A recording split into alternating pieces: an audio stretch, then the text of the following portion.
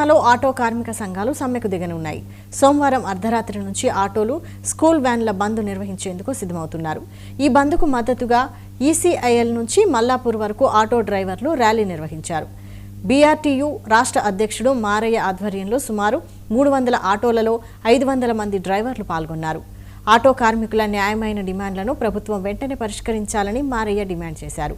EV వాహనాలను ఆర్టీసీకి అనుసంధానం చేయడం వల్ల ఆటో డ్రైవర్ల జీవనోపాధి దెబ్బతింటోందని ఆయన ఆరోపించారు. మన కేబుల్ చౌరస్తా నుండి మల్లాపూర్ శివోడ్ల వరకు బీఆర్టీయూ రాష్ట్ర కార్యదర్శి రామాంజనేయులు వాళ్ళ కమిటీ ఆధ్వర్యంలో భారీ ర్యాలీ రాష్ట్ర వ్యాప్తంగా జరుగుతున్న ఆగస్టు 24వ తేదీన ఆటో, స్కూల్ వ్యాన్, క్యాబ్ డ్రైవర్ల సమస్యలు పరిష్కరించాలని ఆగస్టు 24న నిర్వహిస్తున్నటువంటి నిరవధిక సమ్మెను జయప్రదం చేయాలని చెప్పి ఈరోజు ఈ ర్యాలీ తీయడం జరిగింది. ప్రత్యేకించి స్కూల్ వ్యాన్ డ్రైవర్ల తరఫున జేఏసీ చైర్మన్ గా విజ్ఞప్తి చేస్తున్నా, మీరు సహకరించండి.